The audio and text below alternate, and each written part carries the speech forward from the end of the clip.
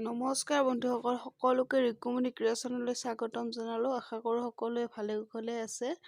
আজি কেইটামান ৰিবনেৰে কৰিব পৰা এমব্ৰইডাৰী ডিজাইন লৈ আহিছোঁ। আশা কৰোঁ চাই সকলোৱে ভাল পাব। এই ডিজাইনবোৰ বিভিন্ন কাপোৰত, মেখেলা চাদৰত, শাৰী নাইবা আন কুৰ্তিৰ এনেকুৱা ধৰণৰ কাপোৰতো কৰিব পাৰি। কৰিলে খুব ভাল লাগে। এইবোৰ ডিজাইন মই নিজেও কৰোঁ। নিজে কৰি পিন্ধা কাপোৰৰ মূল্য আচলতে খুবেই বেছি। নিজে কৰি মেলি এইবোৰ ডিজাইন